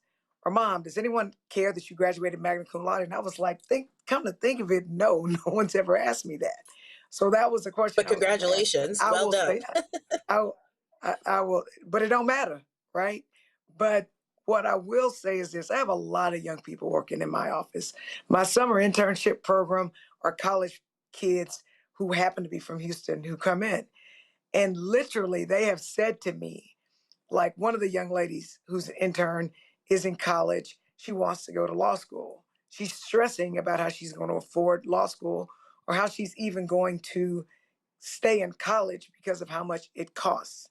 And that's including grants and scholarships and things like that. And so I guess my question for you, Ms. Harper, is this. Sometimes we do the best when we have to struggle and fight for it. And the example is this. A lot of people I don't want to go to Thurgood Marshall School of Law, which is the law school at Texas Southern.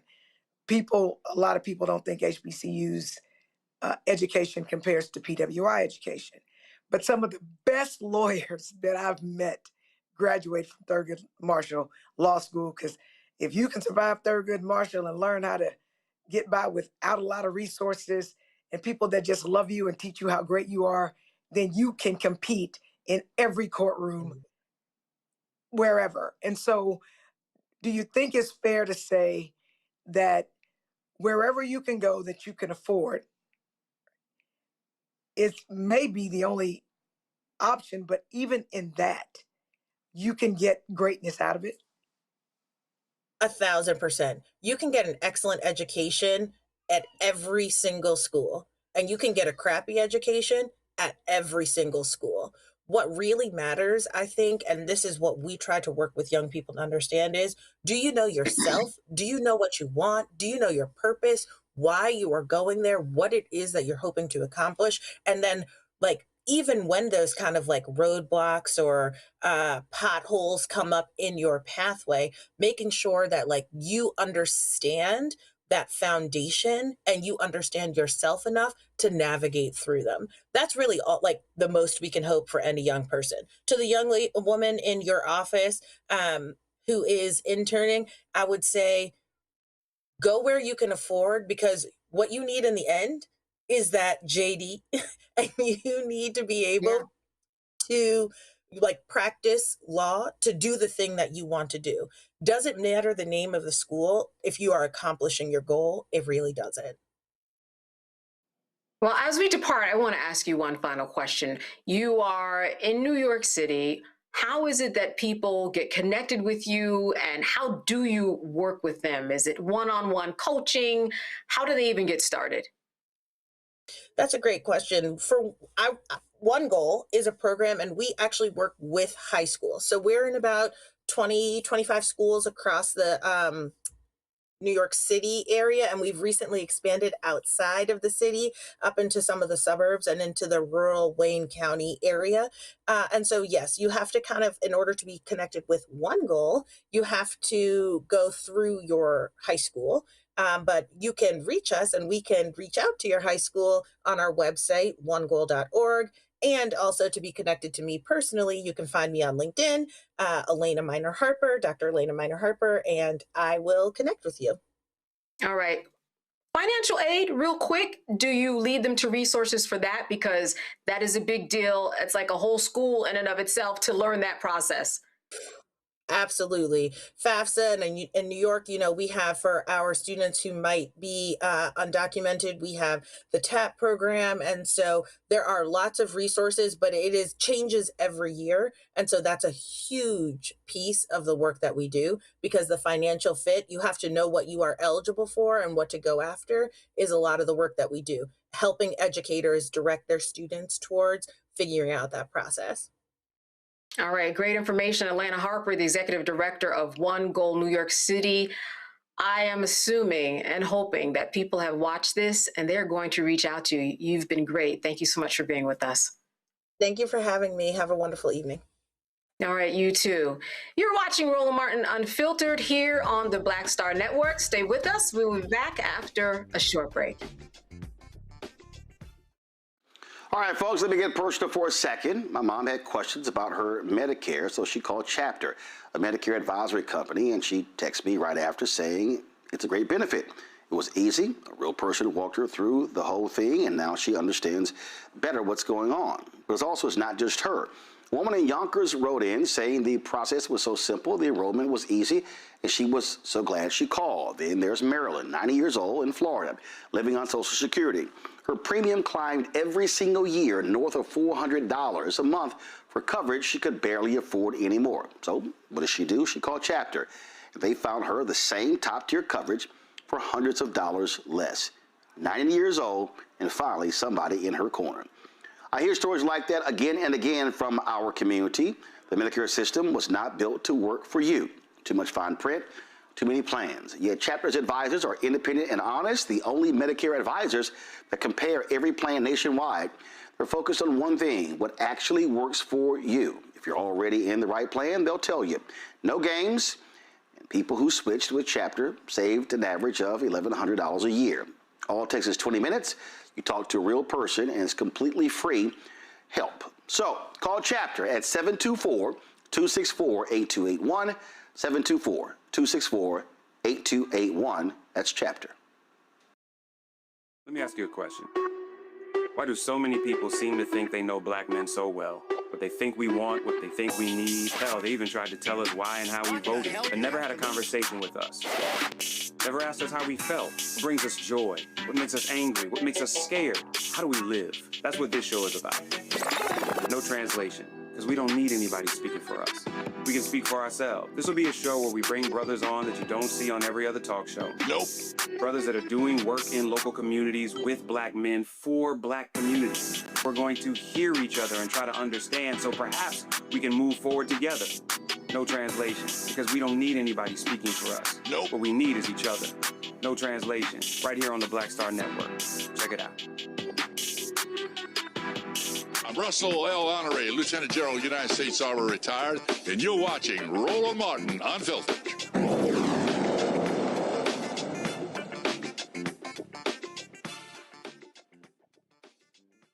So the family of an unarmed black teen killed by Austin, Texas cops is not buying the claim that the 17-year-old orchestrated a, quote, suicide by police. Now, according to the police, on July 24th, Anthony Williams II called 911 and reported a young person who may be brandishing a gun in a parking lot. 3 officers responded to that call, and Anthony was shot several times. The Austin Police Department released several videos and the 911 call in question from that early morning shooting. Here is the call. 911, do you need police, fire, EMS, or mental health services? Police. To what address? 10110 Baden Lane.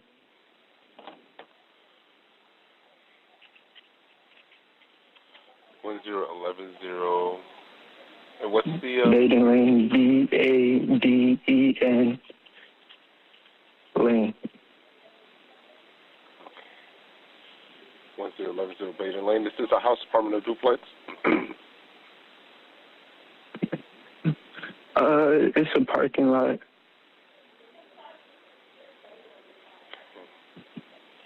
Okay, all right, what's going on? I'm looking out my window. There seems to be a kid. It looks like he has a gun. I'm not sure, but he keeps on messing with his waistband. And I seen something in his hands. It looked like a firearm, but I'm not sure. When you say kid, how old? I'm not sure. He just looks very young. So like a teenager? Yes, sir. Okay. Is he like brandishing it, or does it just happen to have it? Brandishing it, I'd say, yeah. I'd say brandishing it. Towards someone, or is he just by himself? By himself. Officer Jake Pitcher's body cam video was also released, and we want to warn you what we're about to show you is disturbing. We're going to give you a few moments to turn away, and then we are going to take this body cam from that evening.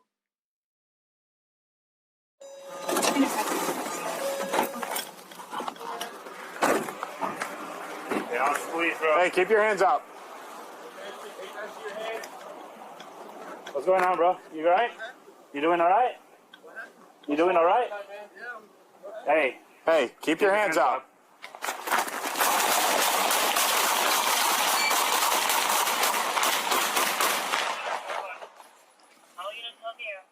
Hey, check your... Hey, cruise. Move. Hey, watch the truck behind us. I'm reloading. Hey, cover! Okay. Stop moving! Stop moving! All right, so here's a part of the official statement from the Austin Police Department about the incident. Officers attempted to de-escalate the encounter by directing Mr. Williams to keep his hands up. Mr. Williams lifted his shirt and reached for his waistband. At 4:02 a.m., Officer Jake Pitcher, Officer Alexis Cruz, and Officer Avery Zuki discharged their firearms, striking Mr. Williams. Officers secured the scene while conducting a systematic search to ensure there were no additional suspects or threats, and then began providing medical aid. Austin Travis County Emergency Medical Services later arrived on the scene and continued life-saving measures. Despite those efforts, Mr. Williams was pronounced deceased at 4:25 a.m. Now, protesters are demanding accountability and prosecution for officers involved in Anthony's killing. Here we have another investigation statement. APD will conduct 2 concurrent investigations in this incident. A criminal investigation conducted by the APD Special Investigations Unit in conjunction with the Travis County District Attorney's Office, and the administrative investigation conducted by the APD Internal Affairs Unit with oversight from the Austin Police. Oversight, transparency, and accountability are key elements needed to serve and build relationships within this Austin community. Below is the chain of events that related to this critical incident that will help you understand what took place. As noted above, the details provided here are preliminary, as we are very early in the investigation. Williams allegedly called police to report a young man brandishing a gun. Officers responded just after 4 a.m. Friday and fired dozens of rounds into Williams after he lifted up his shirt. Williams was unarmed, carrying only water and a bottle. Now, the officers involved in the shooting are on administrative leave, and the incident is under investigation. All right. There's a lot going on. I want to start with you, Representative Jones. I know the attorney in you is itching to figure out just what to make of all of this. There's so many contradictory things in here. I want to know what you picked up on. So first of all, I'm pissed. They murdered him. And I didn't see him raise his shirt to brandish a gun, a weapon. I didn't see that. And I was looking at what you just showed. 1. 2, I don't know how many shots each one of those officers unloaded, but they unloaded a lot of shots. So he's on the ground, and then they're screaming, "Stay down." Let me be clear. Your self-preservation, somebody hits you somewhere and it hurts, you're going to move to touch it. That's just what you're going to do. So he's a threat. He's on the ground. He hasn't shot at you. You've done all the shooting. I'd be curious to know, are they on paid leave? I'm certain they are. They shouldn't be. They murdered this kid. They murdered him. And it's so funny to me, as a criminal defense lawyer, officers get all this advanced training to do things, and every single solitary time that people say they use this excessive force, they always say, "I was afraid." I was afraid. So on the one hand, you have all this advanced training and you should know how to discharge your weapon safely or what have you. But on the other hand, you act like you're a regular person. Which one is it? Do you have special training, or are you scared like a regular person who has no training with guns? But what I literally saw with my eyes is that they murdered that baby. They murdered him. They didn't take time to ask any questions. If he's trying to show them he doesn't have anything, he's raising his arms up. So he's going for a weapon. Why is that? Is that the presumption? But what I'm certain of is if he were white, it wouldn't have gone down like that. He'd still be alive. They'd have been talking to him. They'd have called his parents, or they tried to help him get home, or they'd have called someplace if they thought that he was suicidal. He wouldn't have been dead, and he wouldn't have had all those bullets in him. So the people in Austin are rightfully protesting. And in their little statement, they talked about, in order for us to have a better relationship, there's transparency. Y'all already covering up the narrative. Even the way they wrote their statement to help you understand what happened. So don't believe your lying eyes, man. Go on with somebody else. You murdered him. They need to be sued. Those officers never need to be police officers anywhere else. And I pray for the family of Mr. Williams, because he was murdered by the police, and we should not be getting murdered by the police. But it's 2026. I've been Black all my life. And that's why we don't trust the police. And Dr. Dubinga, they jumped in front of this narrative as quickly as possible, calling this, suicide by police. First of all, how interesting that they would think that a young man would think this through, and that, it's really an indictment on the police that a young man would be able to say, allegedly, suicide by police, because I know they'll kill me. Number one, that's interesting for the police to even say, yeah, count on us to kill you. And number two, they jumped in front of the narrative so quickly, like Representative Jones said, don't believe what you're seeing, basically was what you can infer from that. Before you look at anything else, let me tell you what happened. They got in front of that narrative, and we have been seeing a lot of that before any full investigation. Well, yeah, it actually has me thinking of the Nolan Wells case, in Mississippi, and how, the sheriff there and their department, basically came out with their own conclusions, right? And some of these other guys whose names I don't want to give any platform to, are interviewing these kids and having their own conclusions drawn as well before an investigation's even done. It makes me think about it as it relates to this. I want to pick up on two things that Representative Jones said. Number one, the number of shots that were fired at this young man. It was at least over 12 shots, towards him. And again, the second part of what she said, all of this training, but yet that those 5 words, "I fear for my life," seems to get these officers off every time. There needs to be a deeper investigation into this. There needs to be better type of de-escalation. But like we said, this de-escalation seems to work when it comes to white people. Why can't they be coming into these spaces with non-lethal weapons that can still put people down? I understand that people say this isn't like TV where you just like shoot for a kneecap or something like that, but you can come in with non-lethal weapons. But when it comes to our community, we don't get that benefit of the doubt. So given what we know, as Representative said, we've been black all our lives. We've seen officers get off for less than what we're about to see here. And so the fact that they're already forming this narrative, the suicide by cop narrative, which everybody knows them, Law and Order and all of these things, it's really setting them up at level 2. It's really setting them up with an advantage in this case. And who is speaking up for this child? Who's speaking up for what he was dealing with? Who's speaking up for maybe a mental health issue that was going on as well? That he deserves that, his family deserves that, and the protesters out there calling for justice also deserve that as well. Representative Jones, I mean, when we talk about mental health issues, we always hear this. We always hear how officers are just not equipped to deal with any mental health issues. Even some of those who've gotten training, they do not meet the mark. And that is possibly what was going on here. I'm going to say it again. I saw what I saw, and you saw what we all saw. They murdered him. But I will tell you that whenever I have these officer-involved shootings in my law practice, the police always are terrified, and that's why they did what they did. They'll empty their entire chamber, and they'll keep shooting until there's nothing there. But what I've seen, even as a city council member, which we were over the Houston Police Department, right? And now as a state rep, we're over like state police. What I know from the police when I hear is they don't teach them to non-lethally shoot. They teach them to hit center mass. That's what they teach them to do. So we think that they are trying to wound you. And when they shoot the gun, they are trying to kill you every single solitary time, which is exactly why, if they're going to discharge their weapons, they need to make good and damn sure that the person that they're shooting at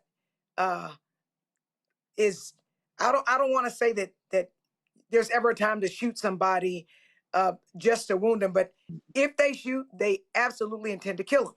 So I think you need to think long and think hard before you discharge the weapon. And I think, Omakongo, it was more than 12 shots because all of them were unloading. There were 3 officers. And they unloaded a lot in the first set of shots. Then there was a don't move after he was clearly on the ground. And then there was the other shots. So they intended to kill him. And I'm surprised it took them so long to call him as dead, because they said he wasn't called as dead till 4:25. That baby was dead before they finished shooting. Period, point blank. And I'm livid right now because this kind of thing never happens to white kids, ever. And they say that was Antonio who called, he was very calm on the phone. Very calm on the phone. He didn't sound suicidal. He didn't sound like he was trying to agitate the police. He didn't sound like any of those things. So yeah, and this isn't new. The police always jump in front of these officer-involved shootings and try to make the person who got killed, who was murdered by them, the villain some kind of way. Either they show pictures of them looking, their worst pictures that they ever took in their life, or in his case, because they couldn't say he was angry because of the call he made before, now it was suicide by cop. So they find these narratives, and they cannot pee on us and tell us it's raining. They can't do it. And I'm so angry right now. I don't know what to do. I'm so angry right now. I'm just so angry. All right, well, as we get more details of this story, we will be covering it here on Roland Martin Unfiltered. Let's talk and move on about Black August. A lot of people haven't heard of Black August. Have you? If you have not, you're not unlike a lot of people. Black August is an annual commemoration dedicated to remembering Black political prisoners and the struggles for Black freedom in the United States. Organizations such as the Movement for Black Lives and Black August are launching Black August sessions. This month-long cultural initiative highlights Black resistance against racial, colonial, and imperialist oppression. And to tell us more, Movement for Black Lives, Rukia Lumumba, the executive director of the People's Advocacy Institute, joins us now. Thank you so much for being with us today. Having me. And all right, Yes. Can you all hear me okay? Yes, we can hear you okay. Listen, for people, and I just read an introduction, obviously, but I would love to hear in your own words how you ideally want to see Black August be celebrated, recognized as people around the world, and try to understand what this is about. It would be remiss of me if I did not start by just acknowledging the very important segment you just shared around the baby, the teenager in Austin, Anthony Williams II. All right, you know what? I'm going to jump in a little bit. Your audio is breaking up a little bit, so technical issues. If you give us just a moment here, as you continue to tell us about Black August, give me an indication back in the control room as to whether or not we are there or not. Okay. All right. We don't have her yet. I think it's very interesting, Dr. Dibinga, as we get her just briefly, that we have this Black August. I'm sure you've heard of it. A lot of people have not, but we've heard about Black History Month. So, how do you make sense of the two of those? We have different holidays, throughout the year that honor much of America's heritage as relates to white people. And so I feel like it's very important that, we can have a lot of diversity in what we do as well, as Black History Month, MLK Day, Juneteenth. I mean, these are all different types of opportunities to honor us. And I believe, from what I understand about Black August, started, in the early 70s after, two Black prisoners were killed within weeks of each other. And so this is something that we have to be mindful of. There are so many opportunities to honor what has happened in our experience that for those out there who try to just give us, those 28 days and say call it a day and really want to do anything about that, we're 365 as it relates to our experiences here in this country that we built. And so it's extremely important. I know people talk about this within the United States, but, overseas, my dad was a political prisoner, and it's really important to understand how this works and how this gets honored. And with what little history we were getting in school before all of this anti-DEI backlash, this is an opportunity for platforms like the Black Star Network, with the guests we're having, Ms. Lumumba. I mean, my dad yes, and we actually have her. Was teacher in Eastern Congo. So this is extremely important. Yes, and thank you for that. We have her back, Ms. Lumumba. Thank you so much for being with us. You said that you would be remiss if that's where we dropped you. Yeah, if I just didn't start by just acknowledging Anthony Williams II and his killing in Austin. So just want to start by that. And this is why Black August is so important. It is a time that we acknowledge our countless organizers, activists, and freedom fighters who sacrificed their freedom and their lives in the struggle for Black liberation, something that we're still fighting for today. It is a month of remembrance, of reflection, of study, and recommitment to our ongoing struggle for Black liberation. As our beloved currently incarcerated elder Mumia Jamal tells us, August is a month of meaning, of repression and a radical resistance, of injustice and divine justice, of repression and righteous rebellion, of individual and collective efforts to free the slaves and break the chains that bind us. Those are the words of I'm going to jump in. I want to jump in and ask, how can you direct people to celebrate and recognize these Black August sessions? What's a good way for a community to start if they have not been doing this? What are people already doing that you think is worth repeating? Yeah, one, you study. August is about study. It's about training. It's about fasting, and it's about fighting. And so we study during this month, study about our history, all of the great struggles and the great victories that we've had in August, but also all of the great hardships that we've had. It's a great time to study. And so if you go to m4bl.org, you can see a list of resources for our Black August resources. It's about training. It's time for us, we have to be healthy. We have to exercise. We have to be ready at any time. What they say, we have to stay ready so we don't have to get ready. And it's also about fasting.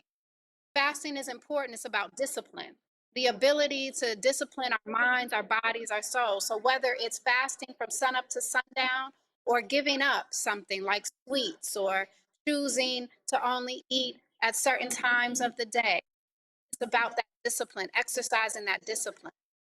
And then it's also about fighting, continuing to fight for our justice, for our people, and for a liberated and a better world, right? And so that's what Black August is about.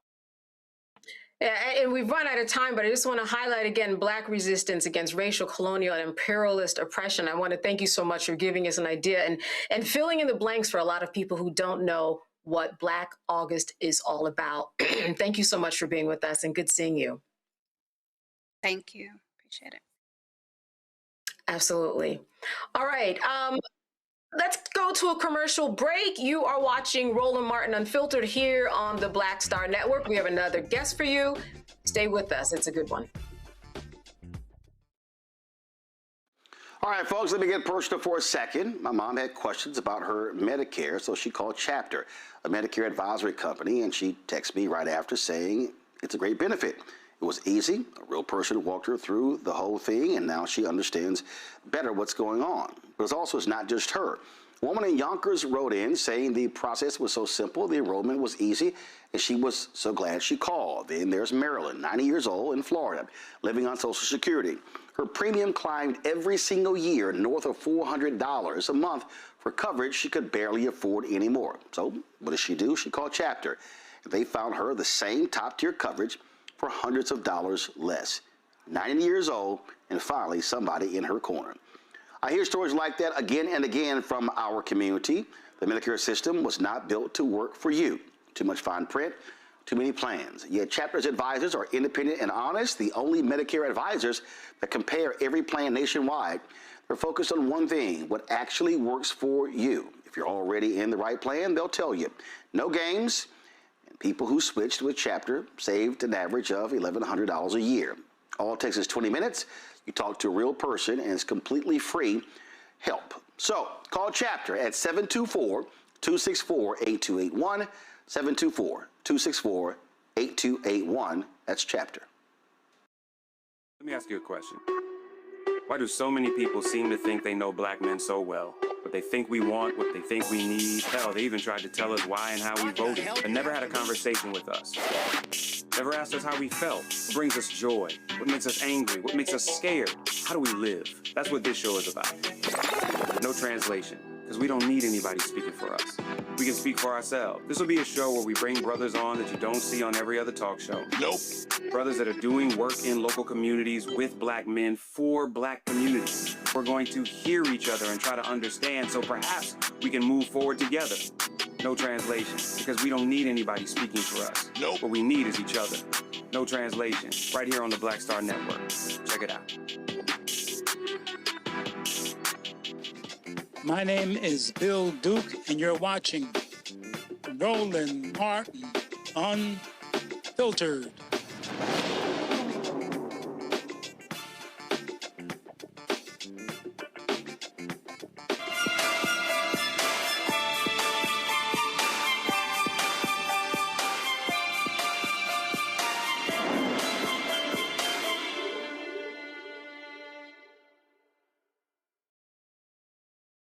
Some women nationwide are increasingly delaying motherhood into their 40s to focus on career and personal goals, achieve financial stability, and wait for the right partner. Now, according to the CDC's National Vital Statistics reports, birth rates are rising for women aged 40 to 44 in the U.S. About 12.5 per 1,000 women are conceiving.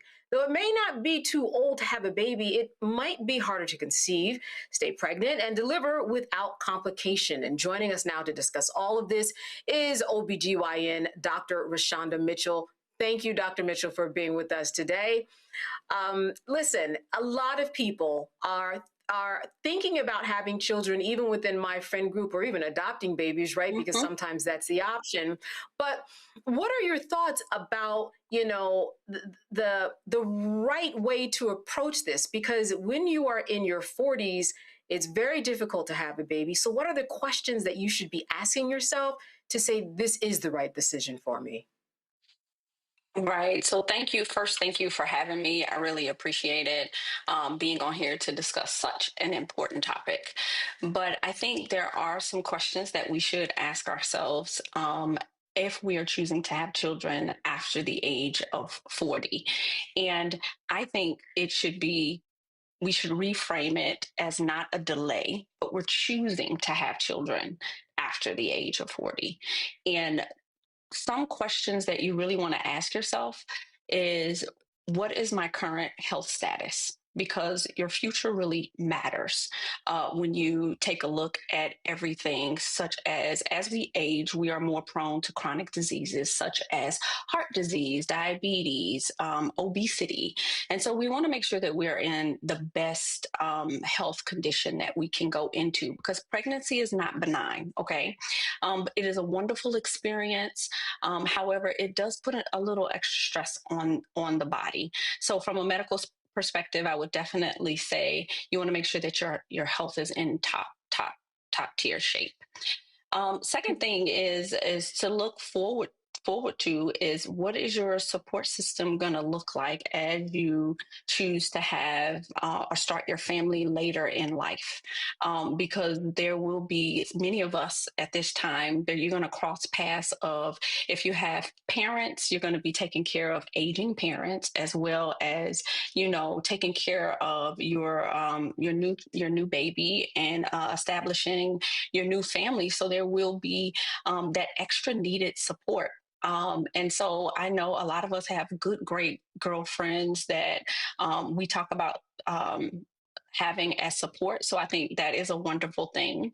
And the third and final thing is making sure that you develop a wonderful team to help you bring this beautiful bundle of joy into this world, because not only during the pregnancy, but in the postpartum and in the first couple of years of life, that's finding a doctor that you have a great relationship with, having a doula or a midwife or and other healthcare professionals that will support you through the journey and make sure that you see the end of it, and both of you all are healthy at the end. If this was the 1980s, 90s, people would not be talking about it in this light. What changed over the years? Was it culturally? Was it health-wise, that maybe we are healthier in some ways? What do you think has changed? A number of things that has contributed to it. One, we know that Black women have delayed fertility for years now because they wanted to establish themselves professionally and make sure that they were able to take care of their family. And so, one, the ability for women to take care of themselves and their family has definitely increased. We know that Black women are amongst some of the most educated people in this nation, as well as some of the top earners in their household. And two, let's not forget technology. Technology has also assisted in that reproductive assistance. Now, many women who are seeking their career have the ability to freeze their eggs or freeze embryos and then go back and start their family later. So technology has definitely added to that. And I do agree, there is a culture shift. I just had the wonderful privilege of assisting in the birth of one of what I call my mature mamas, who is over the age of 45, bring her child into this world. And one of the things that she said is, I grew up with the idea that I must have a two household parent household. And with that idea, I had delayed having a child because I wasn't married then.